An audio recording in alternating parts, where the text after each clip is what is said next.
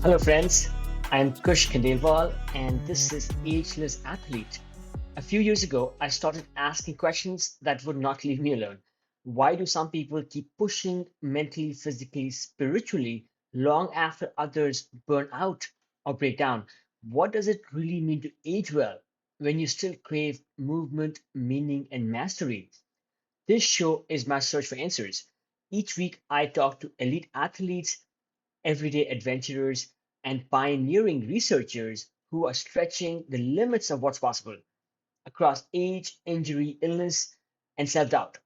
You will hear hard won lessons, untold stories, and science backed strategies for building a body and mindset that lasts. For those of us joining for the first time, welcome to the show.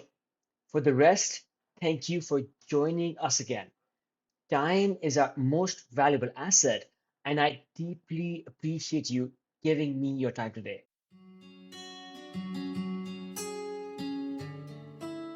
Friends, welcome back to the Ageless Athlete Podcast, where we bring you stories and secrets of age defying adventure sports icons. This is your host, Kush Khandelwal. It's spring here and days are getting longer, and it's a great time to be alive.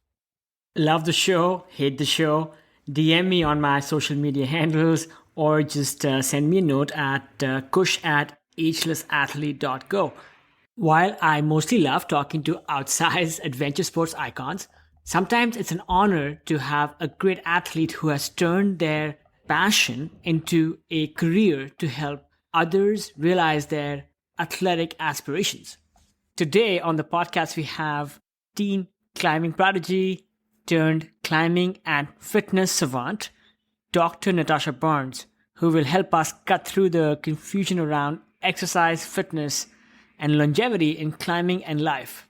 Natasha is a former winner of bouldering US Nationals who says that she didn't even think she could be climbing at that higher level, much less competing in powerlifting or doing the profession she does now. She talks about many things. In this masterclass, we will cover why strength training may be the closest thing to a silver bullet. We uncover some surprising truths about injuries, rehabs, and MRIs that will change how you view physical setbacks. We'll talk about some longevity secrets from an elite who is still crushing than ever at 40. Natasha says she's better than she has ever felt as an athlete. And then finally, we will deliver some straight talk on nutrition, menstrual cycles, and the other make or break factors for consistent performance. Thanks again for tuning in. And if you want to move better, get stronger, and keep progressing, then just listen on.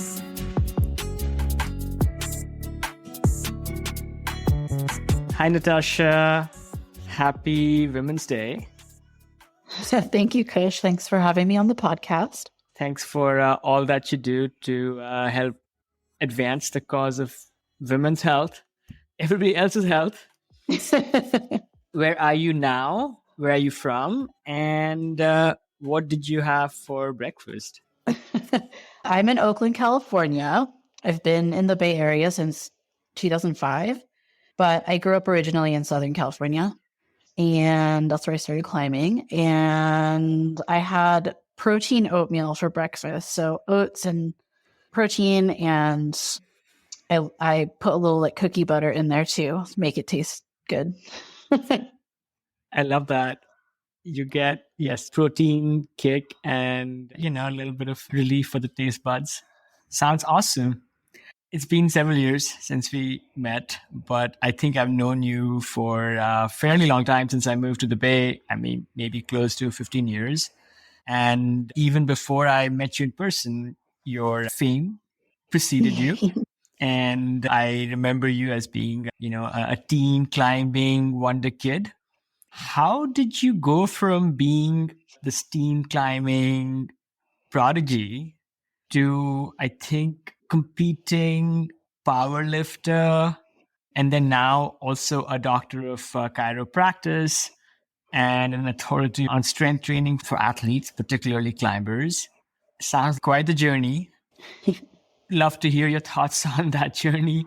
And then also, when you were that young maverick climber, did you think that you would be where you are and what you're doing today?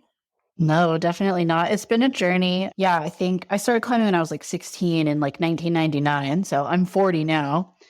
And yeah, like an elite level power lifter, even at 40. So it's been quite a journey. I found climbing because I was never really athletic as a kid. And it was like the first thing that sort of like clicked for me.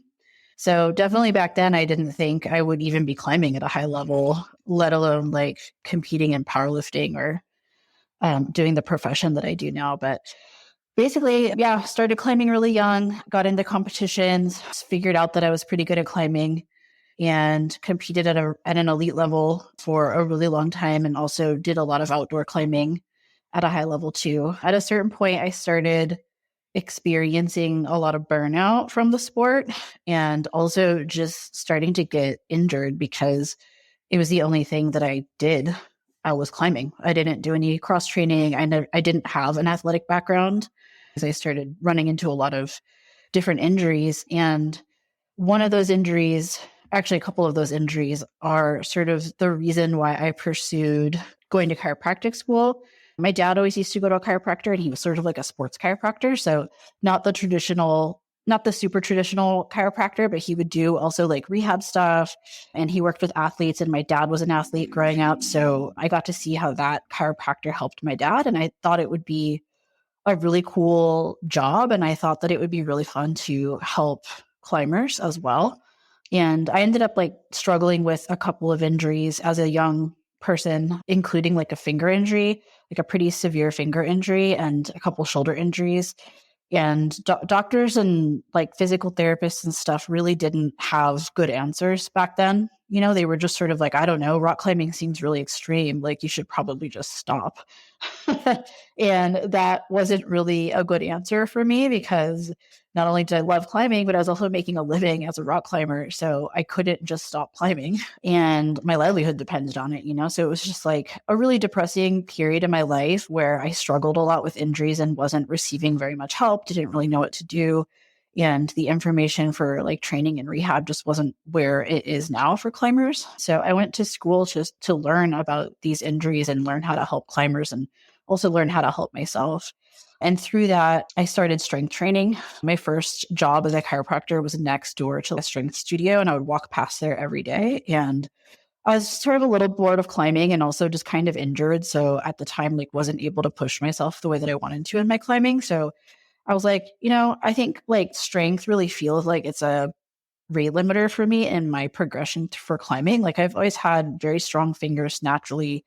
I've had a lot of climbing experience and good coaches, so I had good climbing technique, but I really felt like I lacked like just pure strength. So working on that and learning how to develop actual strength seemed interesting to me. And so I ended up going to that studio and hiring one of the trainers there and getting into strength training. And it helped like it so much. It helped my climbing so much. It completely resolved like multiple shoulder injuries that I was experiencing. It got rid of a lot of aches and pains that I was experiencing. And ever since then, I decided to start incorporating that into what I do with climbers for rehab and also what I do with climbers for like training. And also kind of got swept up in the sport as well. And also decided to start competing in powerlifting. And I've been doing that for the last 10 years. I took a little break from climbing. I think I took 6 years off of climbing to just focus on powerlifting, gained weight to be competitive in powerlifting and put on muscle. And yeah, I'm a competitive powerlifter. I have like multiple state records and I have an elite level total and I'm 40 years old and I feel like better than I ever have. It's been quite a journey, but it's been a really, really good one. And I've been lucky enough to be able to impact the community in a positive way by spreading the message of strength training to a lot of the athletes that I work with. Congratulations on this beautiful yet powerful journey. So many things you dropped there. You started off as a climber somewhere in your 20s when a lot of people are, let's say, peaking and whatnot. You started getting these injuries, which hurt your performance.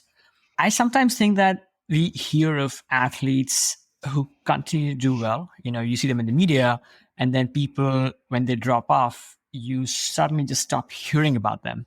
They just fade out. I was just reading and talking to somebody actually on this podcast about Katie Brown, for example. She was setting records back in the day and then suddenly, again, disappeared. The question I'm coming to is, do you think there are lots of such stories of people in climbing, young phenoms who were crushing and then they dropped off because they got injured? Like you dropped off because of that, but then you kind of back in the scene. But do you think there are many people like you who could not cope with injuries? Yeah, I think there's a lot, unfortunately. I mean, I know of people who I used to compete with back in the day who just don't climb now or who just don't climb at that level anymore because they struggled with injuries and couldn't get back from them or just quit the sport because it was too frustrating for them. But also, the younger you do a sport, we have a lot of research now around like sport, specializing in sport and how bad it is for adolescents because it leads to burnout.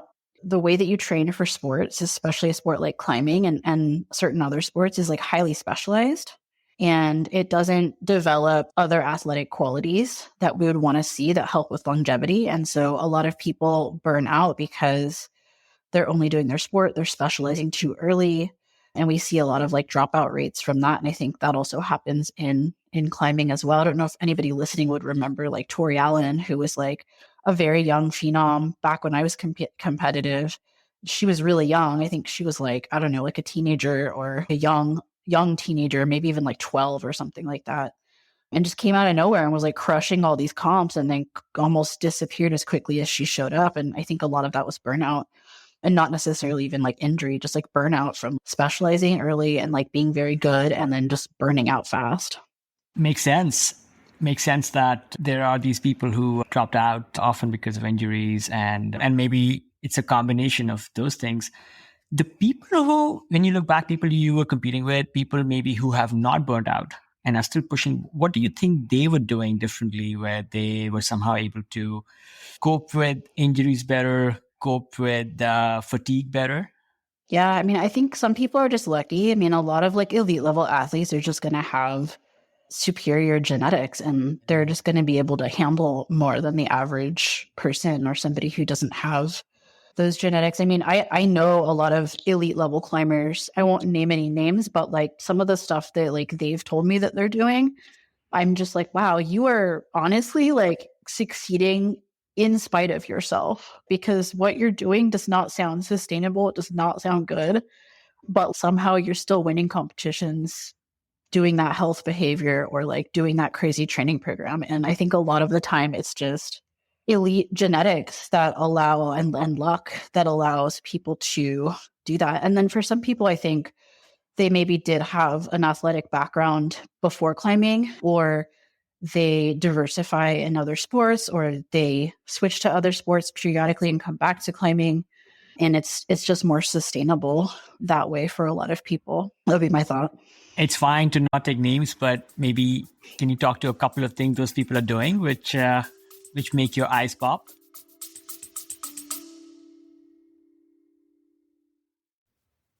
I've been thinking a lot about energy, not just in training, but in recovery, in focus, in how we age.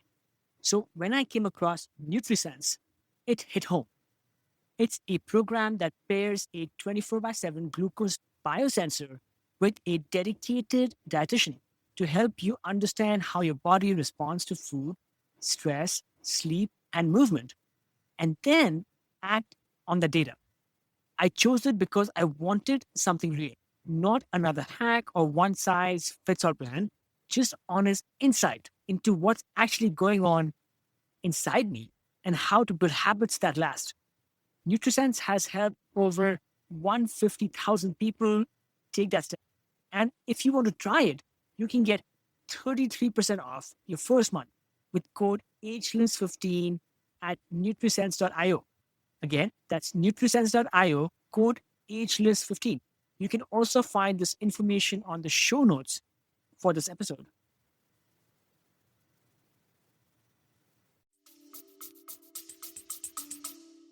Yeah, I mean, one that comes to mind right away is I talked to a professional climber who was at a competition that I was at, and They were like, yeah, I've been here and I've just been eating like way too many croissants while I've been here. So after this competition, I'm going to do the protein diet. You've probably heard about it before. And I was like, the protein diet? What is that? Basically, their plan was to do this like detox diet that was called the protein diet, where you only eat protein for 10 days and you don't eat anything else, no carbs, no sugar, no fiber, no nothing, just protein for 10 days. And according to them, it was like going to detox their system, get the sugar out of their system, and reset them so that they could feel better and, compete in the next month or so. And I was like, that sounds like a really bad idea. Your training is probably not going to feel good if you're not eating like any carbohydrates to support that training. Like, of course, protein is great, but like you need carbs to fuel your training sessions. And they were like, oh, well, I'm just not going to climb for those 10 days. I'm just going to do the diet, not climb, not train. And then I'll start training again after. I'm like, okay, so you're going to take 10 days off, do this crazy diet, and then go to nationals and compete. And they ended up doing that. They ended up winning nationals. So it's just, all right. So some people succeed in spite of themselves and for no other reason sometimes other than they're just great athletes and they're very lucky. That's just one example that I can think of where if a normal person did that, they would probably not feel great. They would probably lose some strength and probably not compete well after just completely taking 10 days off of their sport and doing like an extreme diet. Folks, the croissant to protein diet helps you win nationals. You heard it here first. I don't know. I feel like sometimes professional athletes are probably not the best people to get like training or even health advice from because, sometimes they're just lucky. And I'm probably somewhat lucky too, genetics wise with the success that I've had in sports. But also I feel like I also just persist and I stick with the sport for long enough to get good at it. I'm not just like naturally good at sports, even though it might look like that from the outside. So I don't know. It's fascinating and it's crazy to think that this quote unquote pure niche lifestyle sport that we call ours also has similar issues that other kind of professional sports do, where people will do crazy hacks to get good for competition. And once that ends, their bodies and their psyches can just collapse. It's the state of the world we live in. On a more cheery note, going back to your climbing days, any particular like peak moments that you smile when you think back on? Peak moments. There's so many. Of course, maybe a couple highlights. Yeah, there's obviously a lot of like performance highlights that felt really good. I can remember winning bouldering nationals and that felt pretty good. I can remember like particular sends. Like I spent a lot of time climbing in Yosemite Valley, and I'm sure you probably know this, but maybe some of the listeners don't. Yosemite Valley is like notorious for being like pretty sandbagged and being like a hard place to climb, especially a hard place to climb like iconic double-digit boulders. Definitely some of the sends that I've accomplished in Yosemite Valley are probably like in my top 3 of accomplishments as like an athlete, because just like demands so much from you of like technical excellence and persistence, just time spent learning the rock there and learning how to climb well there. And so those were really gratifying sends. They're hard. People who are like professional climbers come to the valley and can't climb like double digits, so it feels good when you can get good at that style of climbing and like climb well at it. So those are probably some peak moments. And then, obviously looking back at some of the great moments that I got to spend in the outdoors with friends and just like beautiful things that I got to see and like beautiful moments that I got to have like on the climbing wall that were just like something that you wouldn't get to experience unless you're a rock climber and you're out in the wilderness. Golden hour at Jailhouse, is just like something else. Like the way that the light looks there and being up on the rock and being just like outdoors, it's just so beautiful. So I think some of those experiences are for sure like top tier. Absolutely. Yes, one can quantify some of those peak moments, and maybe non-climbers can relate to maybe just that accomplishment piece. But those moments spent outdoors where so many things come together between the vistas and being in the moment, being with people you care about. I think those you just have to be there. You can't really explain in words. The few times you've intersected while climbing, one of my moments I just remembered this morning when I was thinking about this chat with you was I was in the valley as well. My time in the valley was mostly doing routes, but I love climbing. Did a bunch of bouldering, mostly stuff that I failed at. But I remember one morning you were taking us through your warm up circuit at the camp for boulders, and part of your warm up circuit was doing blue suede shoes, that slab problem. And I just remember trying it behind you, and I'm like, she climbed it so fast, I didn't even get a chance to see your beta. Yeah, you scampered up that thing, I think. Yeah, those were the days having like climbs like that wired and have it be part of like your warm-up circuit. Although blue suede shoes was sort of like, it depended on the season. There were seasons where like I could just do that and it was part of my warm-up circuit. And for some reason, there were seasons where I'd go there and just like completely forget my beta and couldn't do it, or it would take me like multiple tries to be able to do.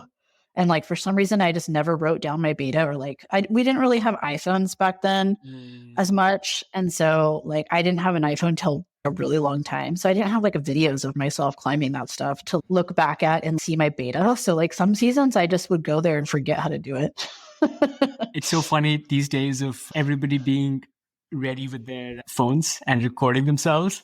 And if you tell the young, I don't want to say younger ones, but yes, people who are newer to climbing, and tell them that, oh yeah, we did not look at video beta. We either, if we were smart enough, we would write down shit, or we would ask other people. And that's just how we learned.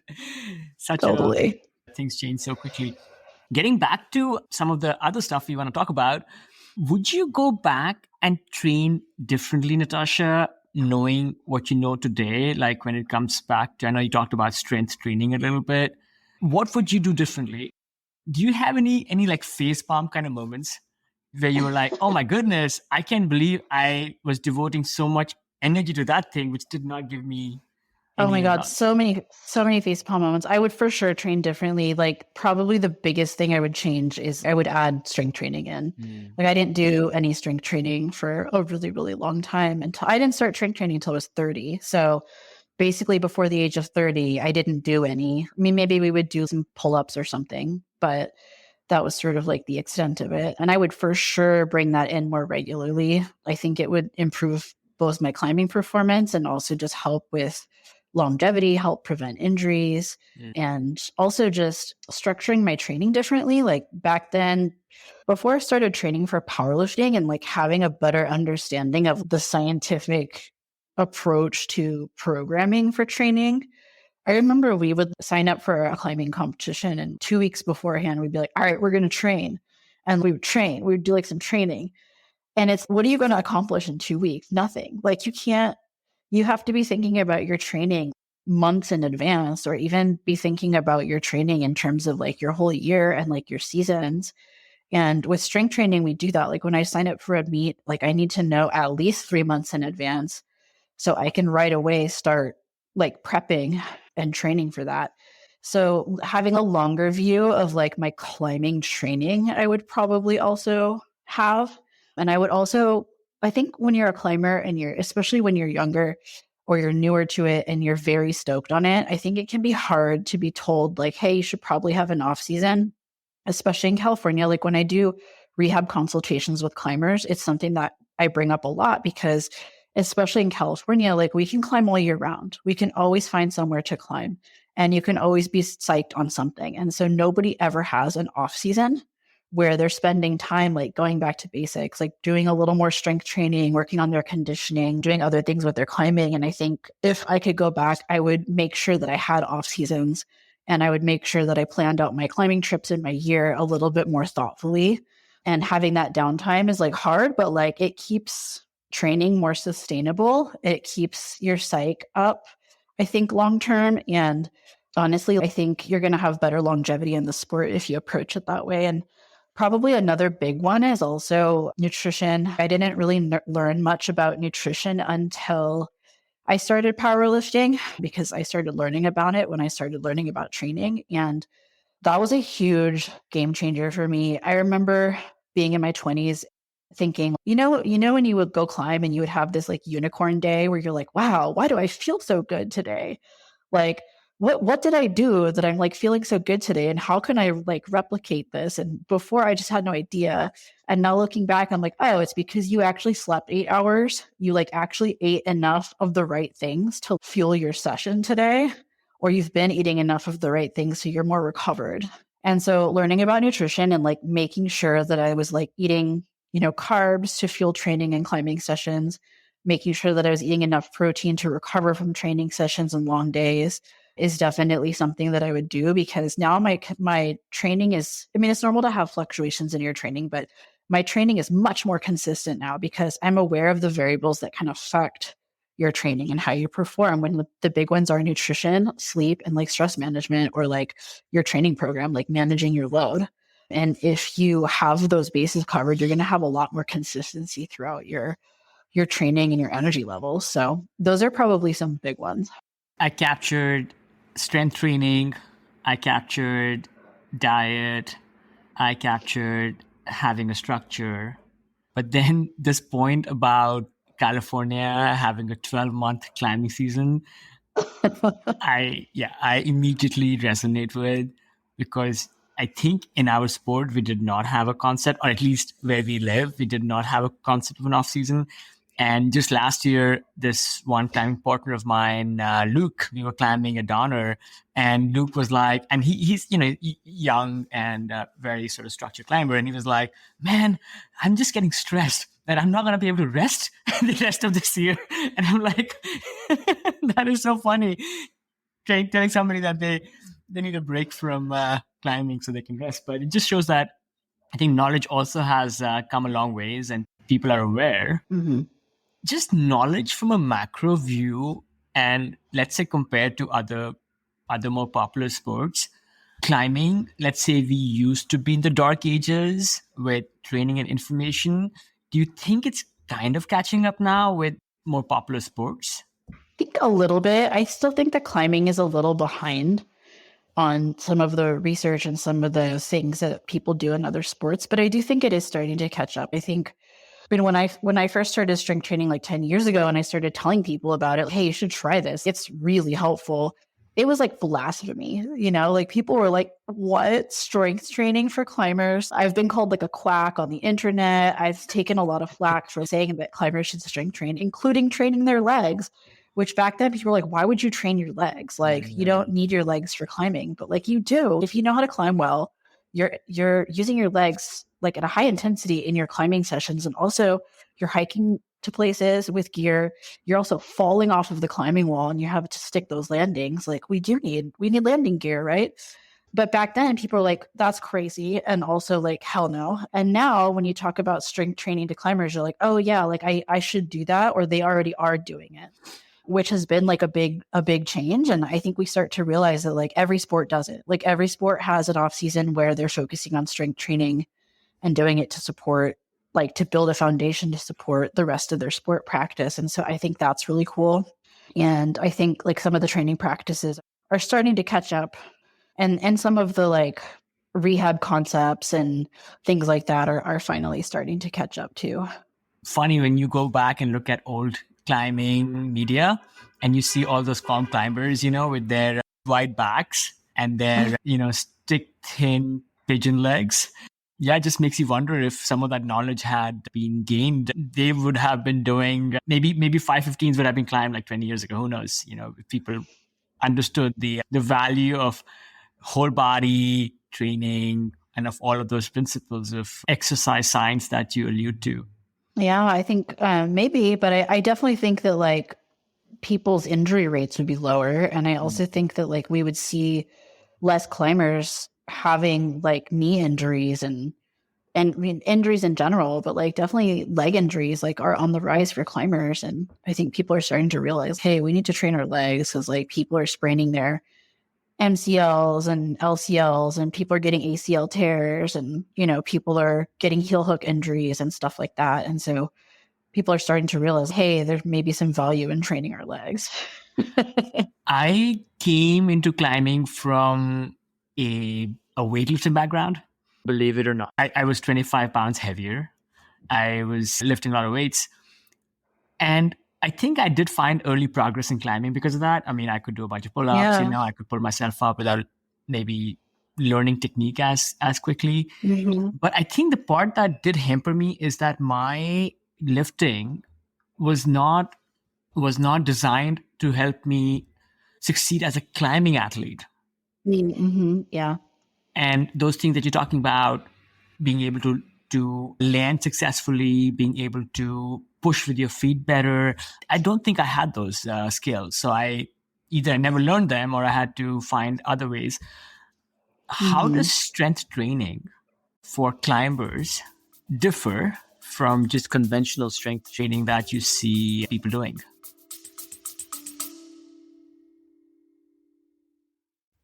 Friends, it means a lot that you're here. I pour a ton of heart into the show. The research, the interviews, the editing, it's all me, trying to share stories that matter. If Ageless Athlete has ever made you feel seen, inspired you, or just kept you company on a long drive, or better, over a run or a bike ride, I would be so grateful if you considered supporting it. Even a small amount helps keep it going, helps keep bringing the show to you for free. You can chip in at buymeacoffee.com/agelessathlete. Again, buymeacoffee.com/agelessathlete. You can find the link on the show notes as well. Thank you for listening and for being part of this.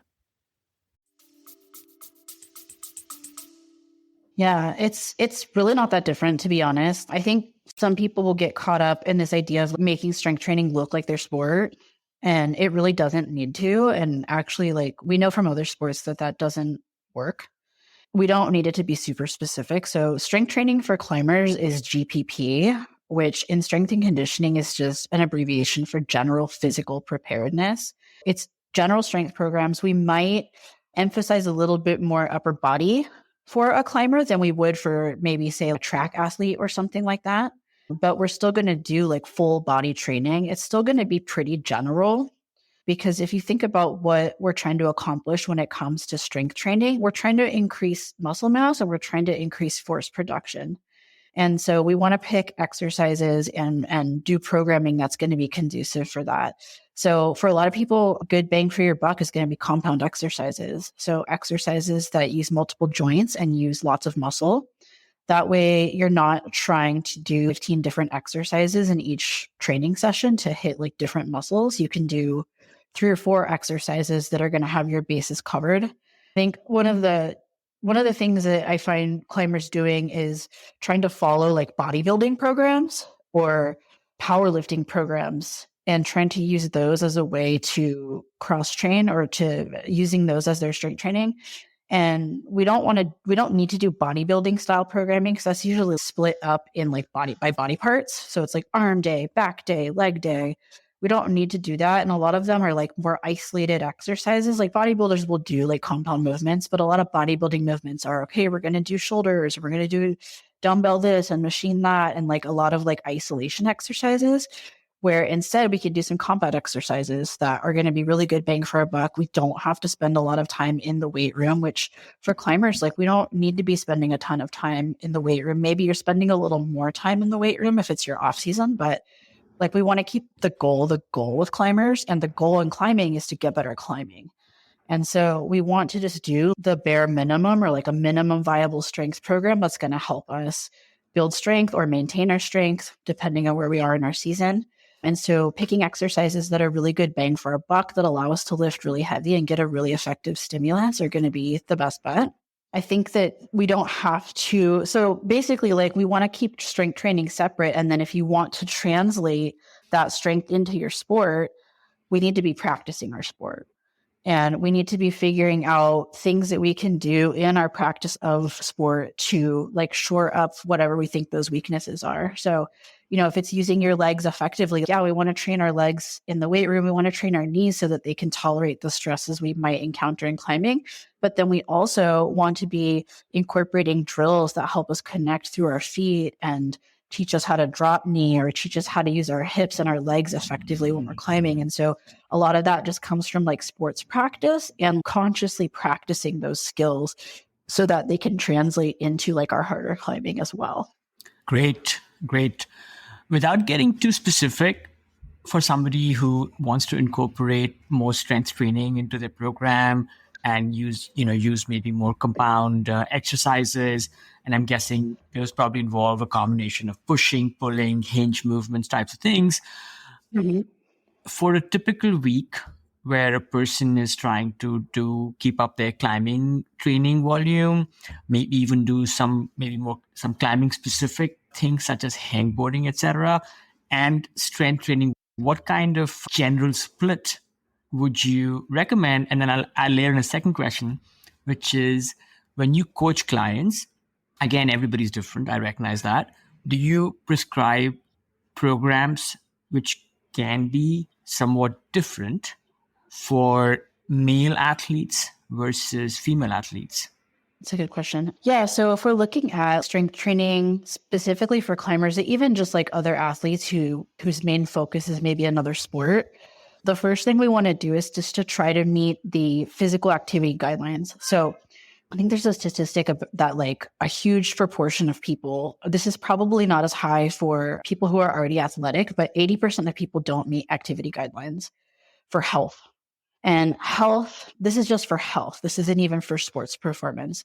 So the health guidelines for physical activity are 75 to 150 minutes of high intensity cardiovascular activity or 150 to 300 minutes of moderate like cardiovascular activity or a combination of both. And then 2 times a week of full body strength training that incorporates all major muscle groups in the body. 80% of people are not meeting those activity guidelines. If your sport is like cardiovascular based, you probably are, or if you're doing like a strength sport, you probably are going to be more likely to be meeting those. But climbers probably aren't. And according to those recommendations, climbing and bodyweight activities are not enough stimulus to meet those requirements. They can be for some of the other physical activity, like the moderate to intense physical activity part of the guidelines, but for the strength guidelines, climbing isn't enough. So a lot of people are like, well, I'm already climbing, so do I really need to do that? Yes, because it's not enough to meet those guidelines. So I will be looking at meeting those guidelines, which is twice a week of strength training. Doesn't have to be twice a week. You can split it up into 3 or 4. If I work with clients who are like have a lot of time constraints, say they go to the gym after work and they have to get home to help their partner co-parent or something like that. They don't have a lot of time at the gym. They're like, I get an hour and a half here. Then maybe we're doing like more frequent sessions and we're just splitting that 2 times a week into more sessions so that they can get that requirement in. But general recommendations is twice a week, full body strength training. So generally, if people are picking like some kind of squat movement, some kind of push movement, some kind of pull movement, and some kind of hip hinge movement, and you just pick an exercise from each of those categories, that's like a compound movement that you can go pretty heavy, where you can get about 4 sets per week on each of those at around a 6 to 15 rep max load is what we're looking at. That's going to be enough to meet the health guidelines. Now, depending on where someone is in their athletic development, what rate limiters might be in their climbing. Like for me, strength was a big rate limiter. I needed to do a lot of work to bring up my strength levels because I just wasn't very strong. So somebody like me might need to do more or might need to spend more time doing strength training in their off season to build up a little bit more strength that might be required in their sport or given their injury history or previous training history. But I will be looking at like meeting those minimums. And if you're meeting those minimums, at least you're probably going to be pretty golden. That is such clear advice. And one thing I love immediately about your general recommendation with an exercise or a strength training program is I was one of those doofuses who would do the armchair back leg kind of split, Like, and uh-huh. and that stuff always felt kind of complicated, Yeah. because yeah, there were just too many exercises to keep track of. And I think the kind of program that I think you and I think others seem to also be advocating is that whole compound movement base where you're just doing a couple of things, but you're trying to do them with high intensity. And I think that takes away, I mean, training for climbing as is such a, feels such a jigsaw puzzle. You're trying to do so many different things. So Hmm. any opportunity to simplify is, yeah, and the simpler a program is, the I guess the higher the chances that people will be consistent. Yeah, definitely. I think compliance is a big factor. And for a lot of my clients, is especially when people consult me for training plans, I feel like when we're talking to a coach or when we're like starting a relationship with the coach to start training, everybody is very excited. They're thinking like most ideal training program possible. And for me as a coach, I've worked with enough people that like I know if we jump into like most ideal training program possible, like life is going to happen.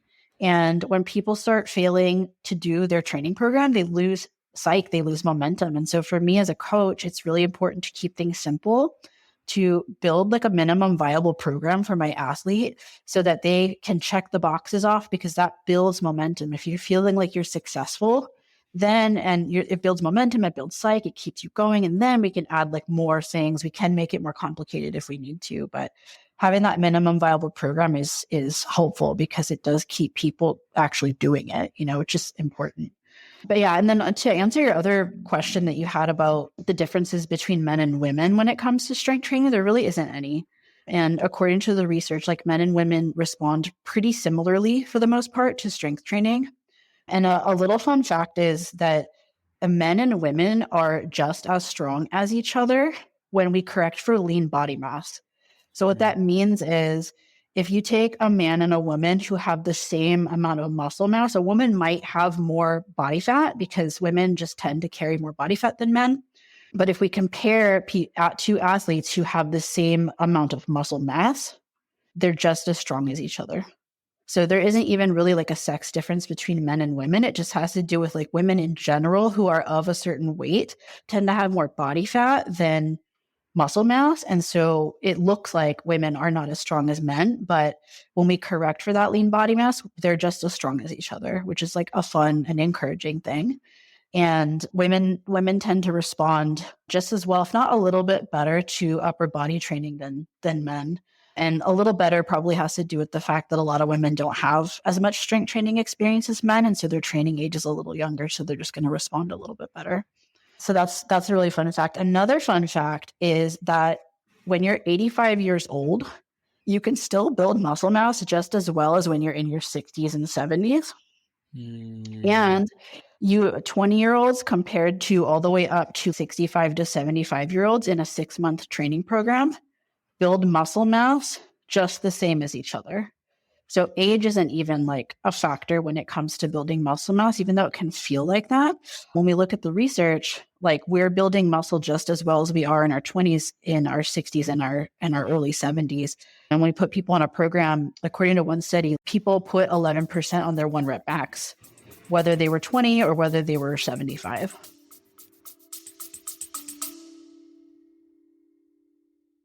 Hello, friends. Just a quick break. This is not an ad. If you have been enjoying these conversations, I would love for you to subscribe to my newsletter. It is where I go deeper, sharing stories, reflections, and behind the scenes insights that don't always make it into the podcast. I write about what I'm learning from elite athletes and how to stay ageless in body and mind. If you have ever wanted a thoughtful, inspiring read that ties it all together, training, aging, mindset, and awe. You will love this. You can find the link in the show notes or just head to agelessathlete.co. Again, www.agelessathlete.co, that is, to sign up. And yeah, just a couple of emails a month, and you can unsubscribe anytime. Absolutely no spam ever. Okay, back to the show. Natasha, multiple jaw drop moments right there. And for one thing, I'm just so impressed you have so much information at your fingertips. So, and I think Yeah. I talk about this particularly, all day. So, yeah, I mean, and those things about what you said about the capacity for both, both genders to be able to just get just as strong when one makes certain accommodations. I think that thing needs to be like on billboards out there, and yeah. maybe particularly underlined for today being Women's Health Day. What you said makes total sense that initially women respond a bit better because of just I think maybe just you know old traditions and behaviors that need to really be discarded about what men and women should be doing for fitness and for health. One thing I notice, and this is again anecdotal, which is you go to the weight room and men are throwing weights around and yelling and grunting and doing whatnot, and women are out there, doing 35 reps of the same thing. Yeah. So that's one immediate thing that men and women seem to do differently. Any other things that men and women listening, there are like some obvious fault lines that they need to just correct? I think that, yeah, as a society, like men are encouraged at an earlier age to exercise. They're encouraged to lift weights, whereas women are encouraged to like dance or, do something else or not exercise at all. And so a lot of women, not every woman, obviously, but a lot of women just don't have the same strength training history as like men do. And so, that's why it can sort of seem, maybe women don't have as much strength as men, but it's more of a societal thing than anything else. I also think that a lot of women have trouble when it comes to like their menstrual cycle or when it comes to menopause. A lot of women will have objections around that. Some women don't feel very well during the luteal phase of their menstrual cycle, which is the week before they're going to get their period. And that doesn't mean that we can't train, and it doesn't mean that we can't make strength gains throughout the entirety of our cycle. But I think having a framework that you can use to help meet yourself where you're at is really important. So one of the things that I teach all of my clients is how to auto-regulate their training. And I think it's really important skill to have as an athlete. And auto-regulation is just like a framework we can apply to training so that you can get the correct stimulus for how you're performing that day. So the way that a lot of strength training works is like traditionally you would maybe, let's say we're going to do like a deadlift or a squat. You would max out on day one. And then based on whatever you would do on your max out, you would be prescribed like a percentage of that for the rest of your training. Okay, we're going to do 85% for this or 75% for this. And the problem with that is that some days like 80% might be more like 100% for you. We know that like our strength levels can fluctuate day to day, and that has a lot to do with your diet, has a lot to do with sleep, has a lot to do with previous training, has a lot to do with your mood. There are so many factors that can affect performance day to day. So some days, 80% might be more like 100%, and some days 80% might be even less than that. So it might not be an adequate stimulus for you if you're performing really well that day, or if you've adapted to your training and now you're stronger than that one rep max. So instead of using like a percentage-based training, I teach athletes to use a scale called RPE, which just stands for rating of perceived exertion. And basically you're rating your effort level on an exercise. And your body doesn't really know like the weight that you're lifting when you're lifting weights. It doesn't know how much weight is on the bar. It only knows the stimulus that it's getting. So the weight literally doesn't matter. It doesn't matter if you're bench pressing 200 pounds or 100 pounds. If it feels like an 8 out of 10 effort, it's an 8 out of 10 effort. And so when someone is struggling during certain parts of their menstrual cycle, we can take advantage of the RPE scale and we can meet them where they're at. So you should know as you warm up how and it's based on how you're performing and not how you're feeling. Because I always tell my athletes that you could feel like crap and perform really well. And we've probably all had that experience where we went to the gym and we're not feeling great and then we send, or we feel really good and we're like, what? Where did that come from? And then days where we feel awesome and we're really motivated and we're psyched and we go in and we just don't perform very well. And so it doesn't have to do with how you feel. It has more to do with how you're performing. And you can sort of calibrate that based on like how your warm-ups are feeling. And then you can select a load that meets you where you're at for that day and make sure that you're getting an appropriate stimulus. So if you're not performing very well in a certain part of your menstrual cycle, that's okay. We just adjust the load so that you're getting the stimulus that we're looking for, but it's meeting you where you're at. So you're not having to lift like a certain amount of weight and really push yourself over that edge and like fatigue yourself. And when you're not performing very well, and then on days where we're feeling great, we can take advantage of that and put more weight on the bar and lift more because we're performing really well that day. So autoregulation and the RPE scale just helps you have better bad days and better good days. And so that is one thing that like a lot of my athletes will be like, well, I seem to perform differently based on where I am in my cycle. And that's okay. If we use autoregulation, like we're going to get the correct stimulus. And if we zoom out over time, we're going to be making progress. So insightful, Natasha. And yes, the RPE just makes so much sense because we're all different. Every day is different. And exertion should really be how one measures one's performance. I had this really fascinating conversation with an ultra runner. This person, she is in her early 60s.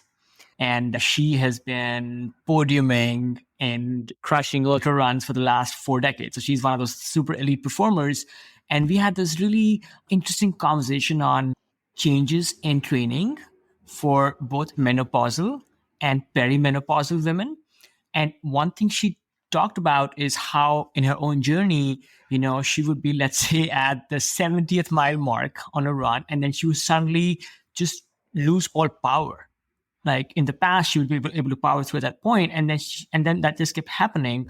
So I was wondering if you also have clients or maybe other people where people have that just loss of power when they're going through these life changes, and if there is any advice you might have for them. I can't really speak to that, but yeah, a lot of people say, oh, as I get older, I notice I'm not recovering as well from training, or I'm not able to maintain the same performance as I was at a certain age. A lot of the research we have on that is it has to do with like your training and your activity level, not necessarily your age. Because we have 80-year-olds who are competing in track events and like winning medals. And a lot of the time we might have to look back at other stuff like your training and your diet and your stress levels and your sleep to see what might be able to be manipulated there. So this is where strength training is really important too, because we will lose after the age of 30, we lose 3 to 8% of our muscle mass per decade if we don't train to keep it. And after the age of 60, it actually accelerates.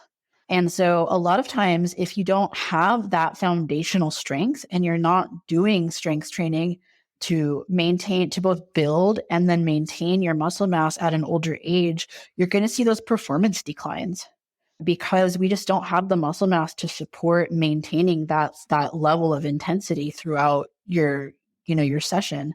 And so that's where making sure that we have muscle mass and that we're building muscle mass and keeping muscle mass is really, really important. And then diet is also going to be really important for a lot of people too. The older we get, we become anabolically resistant to protein, which means that the same amount of protein that like a 20-year-old would take in order to stimulate muscle protein synthesis, an older person is going to need more protein to stimulate muscle protein synthesis. So as we age, our need for protein actually increases. And so we also want to make sure that we're increasing our protein in order to maintain our muscle mass as well. And so all of that, it can be really, really important for an aging athlete is to we're going to need more strength training, we're going to need more protein, and we're going to need to make sure that we're keeping that in maybe even year round for some people in order to maintain performance. I'm glad of the segue into training for more seasoned athletes and such important points. I think that cannot be overstressed as to how people need to keep doing some things differently, diet, etc. But then also how some people should not shy away from doing things that they were doing before, such as with strength training. Those things become even more important. And I like to call my mom out in almost every conversation I have about strength training. Mom, do more strength training. Yeah. If you're hearing this not just from me, but from experts Yes, field. mom. You should. And not just my mom, all the moms and dads out there. Yes. Yes. I do want to touch on diet with you for a second, but before I do that, before we totally move out of talking about strength training, I remember hearing from you to not waste time over stretching. Now, I don't want to take things out of context, but a lot of elite professional climbers seem to advocate for a strong stretching practice. So, wondering if you can help clarify. Yeah. I mean, it could be different for everybody. Some people do have like mobility concerns that might need to be addressed. Although I do think that a lot of the mobility concerns that people have are sort of arbitrary. Like a lot of times people are like, oh, I can't touch my toes. And they think that like being able to palm the ground to confer some health benefit. And it really doesn't. Like, unless you need to get into those positions for your sport or your lifestyle, having more flexibility or mobility actually does not confer any health benefit. So we don't have to do it for health. Stretching also doesn't like improve performance. It doesn't reduce soreness. It doesn't improve performance unless you specifically are at a deficit for some position you need to get into for your sport. And in that case, there are other things that we can do that aren't just like static stretching that can help increase our flexibility, our mobility. I've had athletes who are like, I can't high step, my hips really, really tight. We didn't do any stretching for them. I literally just prescribed high step drills for them. And like part of their warm ups was to work their feet up as high as they can. We do that for a few weeks and they're like, yeah, so my hip mobility has gotten a lot better and like I can high step now. I'm like, yeah, because we're practicing that skill. It's just like a position you don't get into or train very often. So now that we're doing it more, your body is like opening up that range of motion and like being able to be in that position. So sometimes it can be as simple as that. And the biggest pushback I get from climbers for anything, for strength training or anything else, is that they have time constraints. And so when I'm building a program for somebody, I'm trying to make sure that like we're getting the most bang for our buck and that we're not adding too much to the program. And for some people, static stretching is just the juice is not worth the squeeze. Like you have to do so much static stretching at such a high intensity that it's not sustainable for people. And there's other things that we can do. So like instead of prescribing like separate hip stretches for this client, we just put it into a climbing drill. So now they're getting climbing practice. They're spending more time on the wall, but they're also working on their flexibility at the same time. So it's saving them time. And I think a lot of situations can be resolved like that. Also, strength training is loaded mobility. So if we're doing like full range of motion in our strength training exercises, you're going to gain more flexibility from that. So a lot of times there's some overlap and we can get more bang for our buck by doing drills or doing like full range of motion strength training on top of the stuff that we're doing to gain mobility versus just static stretching or separately stretching outside of our sessions. Now, if you like stretching and you have time for it, sure. But the research shows you have to do a lot of stretching very frequently at a pretty high intensity. Like you need to be holding stretches for like 2 minutes at like an RP in 9 in order for these stretches to be like make meaningful improvements. And so people are often not even stretching at a long enough duration or at a high enough intensity to get the changes that they're looking for. So I'm not like totally anti-stretching. And I think that there's some people where if they have time and they have rate limiters in their climbing where we need to improve like range of motion somewhere, then it's worth doing. Or when I work with clients who are post-surgical and they may be very tight recovering from surgery, we need to do some stretching or some loading into that range of motion to improve their range of motion, then it's necessary. But I think there's other ways to accomplish that might be even more effective than just like static stretching. So that was beautifully clarifying. It's all about specificity and what you said, what gives an athlete most bang for the buck. People could be at different phases of their journey to become a better athlete or just a fitter human being. And the time spent doing, let's say, moderate stretching could be utilized doing something else. Because I think you made a very, very valid point. One of the valid points you made was the importance of doing, let's say, end range stretching, holding those stretches for 2 minutes or longer. People don't have typically the capacity for that unless they have a personal goal of trying to master like a full split, or something personal like that, which is absolutely great. And the other thing you said was also very on point, which is if people are being hampered with certain kinds of limitations with their sport than doing things which are very sport specific. Like I think you made a great example of the high stepping thing. And I know that I did this a few years ago where I was somewhat, I don't know, just being the inflexible bastard that I am. I started doing, more high stepping just as part of my warm up and just holding those high stretches for longer. And just, direct transfer. Just right away, I could feel that difference that I was able to high step better. And that's ultimately, I think, what the goal is, not to be able to, do more stretchy poses at home. Actually, before I forget, Natasha, I know that, there's so much wisdom that you dispense. I know we can only cover a few things in this conversation. Would love to know how you are helping people today. I know that, you provide information available online. I know you also have other programs out there. I know you're pretty sought after. So if people avail of your fount of knowledge, how do they do that?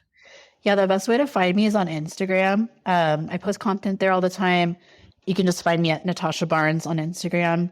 If people have injuries that they would like to work on, I do injury consultations for climbers and for other athletes, but mostly climbers. People can book those with me online, and you can find that on my website, which is just natashabarnesrehab.com, or in the link in my bio on Instagram, you can find more information about what injury consultations are, how they work, and you can book a session there. And I also do like one-on-one training with athletes, whether that's strength training, whether that's climbing training, or whether it's a combination of both. People can also find more information about that on my website. And I also have a program called the Foundational Strength Training Program, which is a program that I designed specifically to get people to start strength training more. I say it's for climbers, but it's a GPP program. So anybody could really do it. There are pull-ups and like some hangboarding and stuff in there that like if someone was not a climbing athlete, they can just not do that part if they want. But it's a general strength training program for climbers. It's actually like 6 programs. So it's like a year of programming. I have like a forum where I answer questions and I do coaching. People can get form checks so they can learn how to lift from me in the forum. And we've got like a great community there. Everybody supports each other. Everybody has like different but similar goals. People are all kinds of different levels that are in the program. And that's the Foundational Strength Training Program. I have like a pinned post on my Instagram if people want to read about it.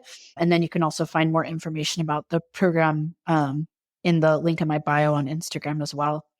But those are the main ways to work with me or get information or get help from me.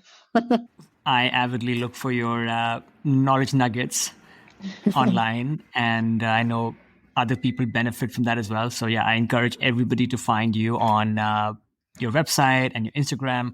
We will put those links in the show notes so people know where to get you.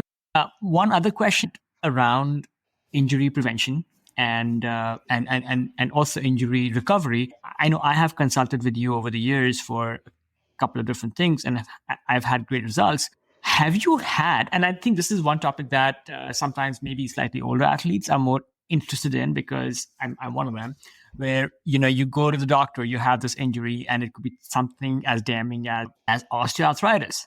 And you go to the doctor says, stop climbing, or, hey, you need something, major, like go replace this part of your body. And then also I hear that there are people out there where you look at the MRIs and the MRIs look like, mashed potatoes, but then they are still able to sometimes perform and keep living an athletic life.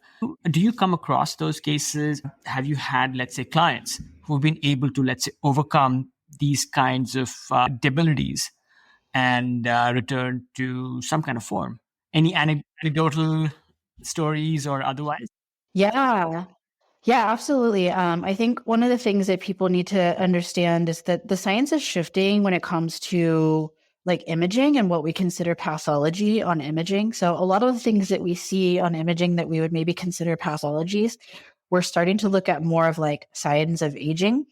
It's almost like getting wrinkles on your face or your hair turning gray. We don't see that as a pathology. It's just something that happens as you get old.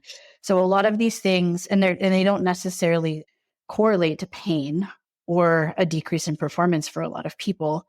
In fact, we have research that shows the opposite. And we actually have research in climbing specifically that shows the opposite, which I'll talk about in a second. But yeah, a lot of these things like degenerative spine changes, rotator cuff tears, labral tears, arthritis, meniscus tears, lots of these different things that we see on MRI that look really bad are actually just normal signs of aging and are not necessarily correlated with pain. And some research shows that up to like 70% of people will have these things on MRI and they're absolutely symptom free. Another thing is that it also depends on the MRI center and the radiologist reading the report. So there's also been research that shows that you can go to 10 different radiology centers and get 10 different, completely different MRI reports. And so there's the MRI interpretation as well. MRIs can be helpful in certain cases, particularly if we're trying to rule out red flags for some people, like fractures, cancer, other insidious things that may require surgery, like spinal cord injuries that like may require emergency surgery. They can be valuable for sure. And I have sent people out for imaging before, but a lot of these things are just really scary to people and they don't need to be scared of them. So one of the studies that we have now, we have studies for general population, but we also now have a climbing study that shows that the longer you've been climbing and the harder you climb, the more likely it is that we're going to see labral tears, that we're going to see cysts in the shoulder, that we're going to see rotator cuff tears and rotator cuff tendinopathy in the shoulders. And the longer you've been climbing, the harder you climb, the more likely we are to see it. And these are in asymptomatic climbers up to 14D that have these asymptomatically. And if we image the other shoulder, even when people have pain, but a lot of times even when they don't, they have it on the other shoulder too. So if you're having shoulder pain, you get an MRI, you're like, oh, I have a labral tear, got to get a surgery. If we did the other side, you probably have a labral tear there too. It's just not symptomatic. So we can't always point to those things as like the reason why somebody has pain either. And a lot of times when I consult people, they're like, should I get imaging? Like, do I need to get an MRI? And I'm like, no, because if you have shoulder pain, we're going to do things that load the shoulder so that we can prepare that shoulder to tolerate the loads that we're going to encounter in climbing. And it almost doesn't even matter like what's going on in the shoulder. We're going to do the same, whether it's a labral tear, whether it's a rotator cuff tear, we're going to do the same exercises probably. Now, the timeframes could be different for recovery potentially, or maybe there are some isolation movements that we incorporate that are a little different injury to injury, but a lot of that's going to be dictated by your symptoms and not the MRI. So we almost don't even need it for those injuries. One of the best examples I have of this is I worked with a client. She was actually in medical school at the time. She's probably a doctor now, actually. And she had what was called glenoid dysplasia. So your glenoid is your shoulder joint. And we all know that our shoulder joint is a ball and socket joint. It's a very shallow ball and socket joint. It's not as deep as like the hip ball and socket joint. Hers, she had a genetic condition where her socket, basically her glenoid, was even more shallow and sloped at an angle compared to like the average person. So she had suffered, she was a climber. She had suffered from multiple dislocations. And she was told that the only thing that would ever help is if she got like bilateral shoulder surgery to basically create a labrum, like a more deep socket for her shoulder. But she didn't want to go through the surgery. The outcomes were not certain. And obviously, like recovering from a surgery is a whole different thing. Like a lot of times people don't realize it takes a long time to recover from surgery, not because you're recovering from like what they fixed in your body, but because you're recovering from the trauma of surgery. And surgery is pretty traumatic if you've ever watched surgery videos before. And so she didn't want to have to go through that. And so we worked together for several months. And she did have a couple dislocations along the way, but we started incorporating strength training and we started incorporating drills where she could get more comfortable in an extended shoulder position, which is one of the positions that she would dislocate in. Her dislocations became further and further apart, and towards the end of working together, she was no longer having any dislocations at all. And she was performing at like her highest level and feeling really, really good and really confident in her shoulders. And this was somebody who literally has a genetic condition that makes her shoulder more shallow, that had multiple dislocations and was told that they needed surgery. Then that was the only way. And all we did was strengthen her shoulder. We spent a few months strengthening her shoulder in a really focused way. She was doing strength training like 3 times a week for probably 12 weeks at least. actually probably longer. I think we worked together for maybe like 6 months. And by the end of that, she was feeling really good. And to this day, she's still feeling really good. And she continues to keep up her strength training. That just goes to show that you can have stuff on imaging or even like genetic abnormalities that people might consider surgical, that like if you actually like rehab them well, you can not only get out of pain, but also get back to performing at the level that you want to. And I think the thing that gets missed a lot is that for most injuries, traditional physical therapy is just not adequate. And if we think about physical therapy or we think of rehab, this is a big philosophy of mine. Rehab is not different than training. It's literally the same. The only difference is that we're starting from a different point because you may have symptoms, but the methodology is the same. The goals are the same as any training plan. And with climbing, it's really high intensity on different parts of your body, you know? And so if we're doing traditional physical therapy, is it like, if you've ever gone, like, you know, it's like these really easy exercises or these light stretches, that those things do not prepare your body for the forces that you're going to experience in your sport. And so if your rehab does not look like training, it's not going to be able to get you back to your sport at a high level. And that's the thing that gets missed a lot, is that like we may need to start at a low level if you're very symptomatic, but eventually your training needs to be hard. Your rehab needs to be hard. It needs to feel like training if we're going to get back to the sport. And so that part is really important. And working with somebody who understands your sport. Absolutely, yes. There are few like silver bullets in life. Strength training seems to be one of them, where done correctly with the right program, right supervision, it can help overcome so many life and physical situations. One of the things I think climbers and maybe just overhead athletes at some point they encounter is you get to a point in your life and your shoulders have just seen so much abuse. The strength training and the rehab can help you get to a certain point. But beyond that, one also needs to modify the way, let's say, one climbs. So, for example, if somebody has, let's say, bad shoulder condition, they need to just manage or mitigate overhead things. Can you actually find replacements, which seems so fundamental to climbing, such as doing pull-ups, right? Like, it's one of those things, hey, you want to climb, you should be able to pull your weight up. Are there things that you advise such clients where, hey, okay, you cannot be doing too much. You need to bring that volume down. Exercises that can replace something like doing like pull-ups. Yeah, there's always modifications we can make to training, or like scaling that we can do to training to manage around symptoms.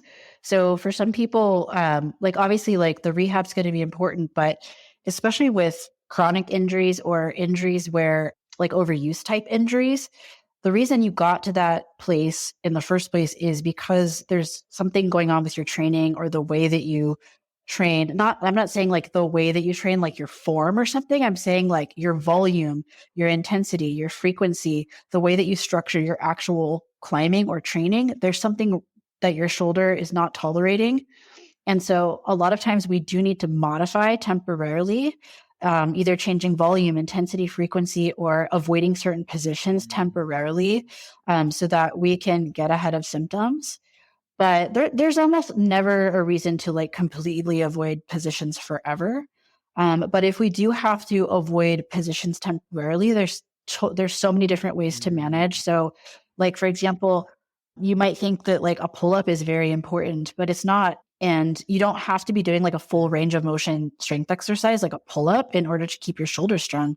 A lot of times what I'll have people do is like a weighted 2-arm walk-off, where we're holding at 90 and we're weighting it. And you're going to get a lot of the same benefits. If not, I actually find that exercise transfers better to climbing than a full pull-up. And that is usually pretty well tolerated by most people. Like I have my shoulder surgery patients doing that exercise, and they can tolerate it versus like a full pull-up where they might not tolerate the hanging position or the very top position. Same thing with like some people are like, oh, it really hurts to like, you know, if we could modify like the range of motion, like it really hurts to bend over and pick up a barbell off the ground because I'm struggling with some back pain. Sometimes it's just about scaling the load and starting with a weight that does feel tolerable. But for some people, we can modify the range of motion. So we can do a rack pull, or we can elevate the bar off the floor a little higher so you're not bending over as far, and you can still train that movement until you get more tolerant of the full range of motion. And so a lot of it depends on like the context for people, like what bothers them, why it bothers them. But a lot of times there's ways to manage around symptoms or like modify exercises so that you can still train in a meaningful way and just work around that injury or that pain that you're having. Again, this stresses the point, Natasha, that it is so important to work with a coach, trainer, specialist who understands your needs and your sport. Otherwise, one is not going to be able to find the answers. And sometimes the answers can be really discouraging because people don't understand what you're doing. And the answers can lead you down a path which may have you stop the sport, which is not good, or maybe hurt yourself further. I hope everybody listening understands that one can in most cases, I think, continue climbing or your sport as long as one understands the importance of specificity and custom programming. Gone on for a little while. Just a few fun questions, Natasha, before we wrap up. You have inspired many climbers and athletes over the years. Who inspires you?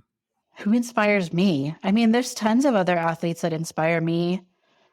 It doesn't even have to be like a high level athlete, like somebody who is really passionate about what they do, really consistent, inspires me. A lot of it for me, my dad inspired me as a kid because he was very athletic growing up, and like he really helped us become more athletic as kids, and also or encouraged us to be more athletic as kids, and showed us the importance of exercise when it comes to health. And so a lot of it comes from like my dad.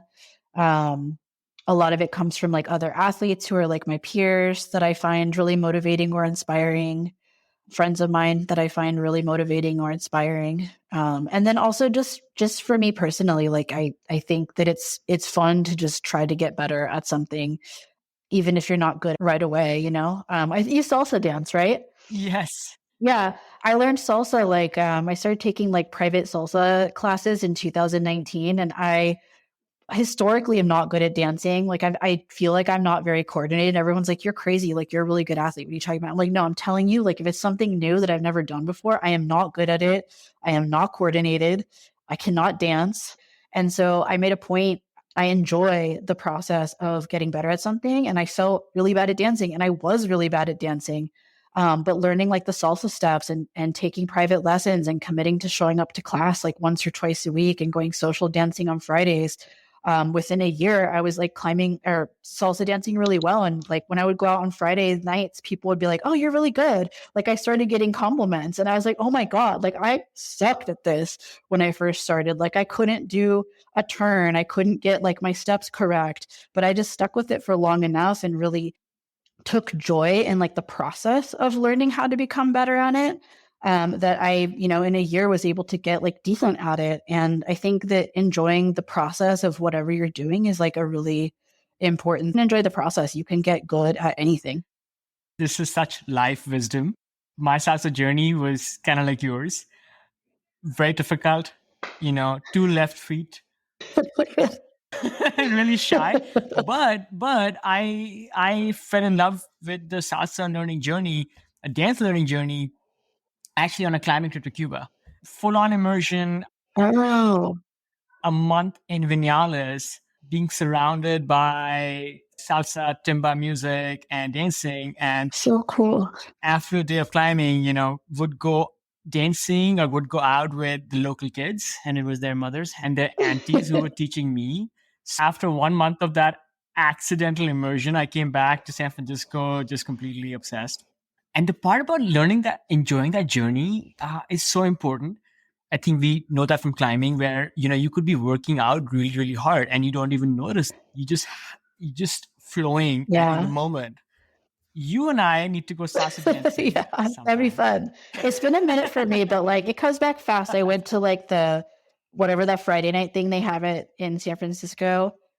I went earlier last year. Yes, base 550, and I was like, oh, I haven't salsa danced in a minute.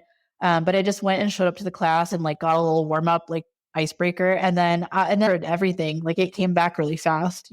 Muscle memory is a beautiful thing. Yeah, I was like, oh wow, I did salsa long enough that like it comes back. Like if I had only done it for like a month or two, I wouldn't be able to have it come back like that, but like it comes back to me like riding a bike again. I think we both have our climbing friends and other, let's say, outdoor adventure type friends who will not dance. And I try to explain to them, and I usually give up, and I try and tell them that, hey, if you like music and you like physical activities, it's really just a fusion of the two. You just have to give dancing that time where you know you're going to suck because you're a beginner, and you could be a beginner at golf. But if you just are willing to suck through it, it can unlock like a beautiful activity, like a lifelong type of. Yeah. Any goals you still have with climbing, Natasha? Because, hey, I think me and a lot of people listening know you first and foremost as a rock crusher. Yeah. Yeah, I don't know. I during the pandemic lockdowns, I built a climbing wall in my backyard and got back into climbing after like taking six years off.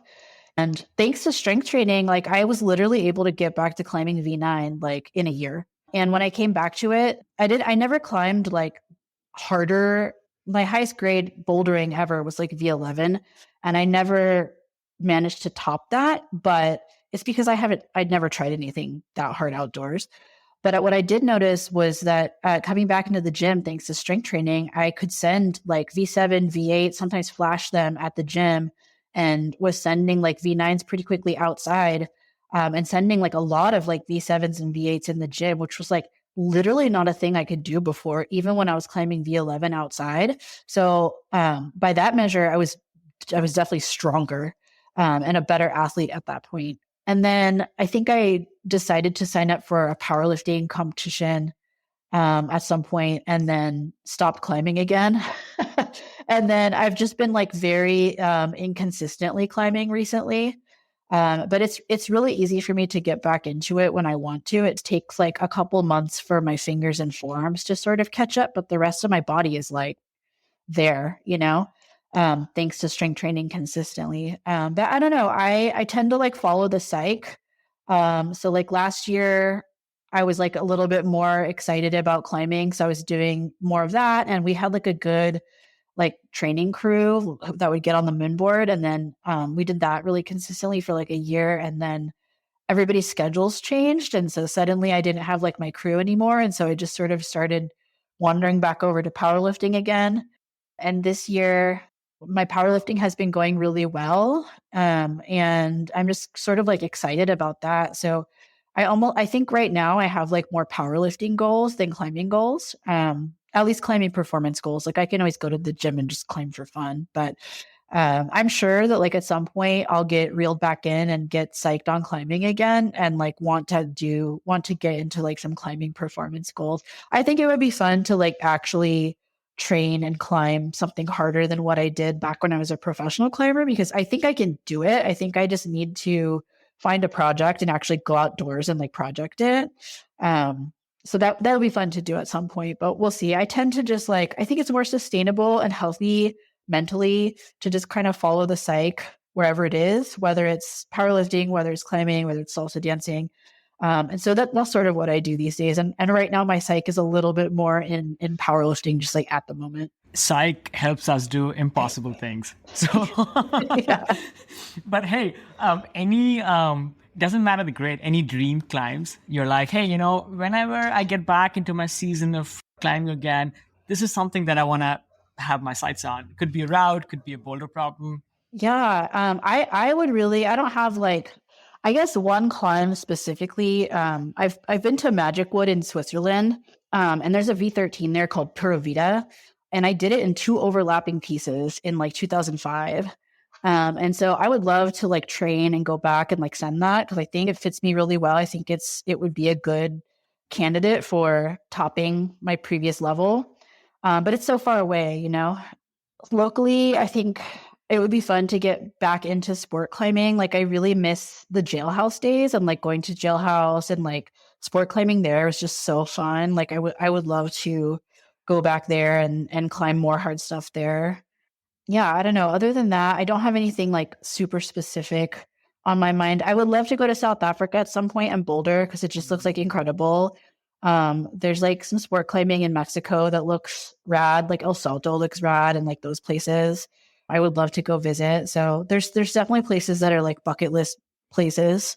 Sometimes I think that climbing is just my excuse to visit all these magical places and immerse Yeah. myself in because otherwise I can't just be a tourist. It's no fun just being just looking at sites and taking photographs. A couple of fun last questions, Natasha. If there was a big billboard out there, you could have anything written on it, what message would you want to send out? Wow. I would have a billboard that says strength training is healthcare. And I would want more medical doctors and physical therapists and chiropractors to be aware of the physical activity guidelines and be recommending those things to people of all ages, whether it's kids, whether it's adults, whether it's like older adults. I think everybody should be doing it. And I think that it is healthcare. That's short and strengthening. I may add, what's been the best use of $100? Best use of $100. I don't know, probably spending it on food, which is awesome and like an experience and also tasty. I don't know. What's a meal that you could have every day? A meal that I could have every day. I really love, I have this like recipe for like protein pancakes that I love. And it's so tasty and like you can't even tell there's like a ton of protein in it. It's just like delicious raspberry pancakes. I could probably eat that like every day. Let every day be a decadent breakfast day. Yeah. Breakfast is the best meal, honestly. Like I can have breakfast for lunch and dinner. I love that. It's been a lovely conversation, Natasha. Thank you so much for taking the time out today. Yeah, thanks for having me on the podcast. It was fun to talk about all that stuff. Thanks for tuning in, friends. I had so much fun talking to Natasha. I'm still glowing. She was such a joy to speak to, humble and knowledgeable and articulate about climbing and strength training and full of wisdom and optimism for all of us who continue to push our goals despite age and other challenges. Her message of strength training is healthcare is one we should all take to heart, no matter our age or ability level. As Natasha demonstrated, with the right approach, we can overcome injuries, defy expectations, and keep progressing in our passions year after year. Let's follow her lead and embrace strength work as a foundational practice. Remember, you can find Natasha at Instagram and at natashabarnesrehab.com for online coaching, program, and other resources. Until next time, stay on the move, stay learning, and stay with your goals, my ageless friends.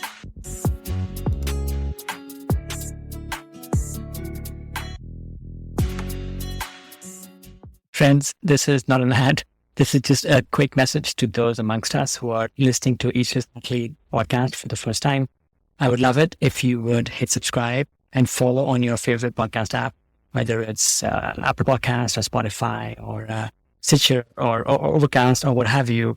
We bring you stories and routines and other inspiration from elites in the world of the best outdoor sports. In each episode, you will find how these athletes stay connected to the outdoors, maintain peak performance, and continue to thrive as they age. I encourage you to look through prior episodes and listen to a couple and see if they resonate. And then, come back next week. We release an episode each week. And I am really inspired to bring you some of the best stories from the world of the outdoors. Okay, back to the show.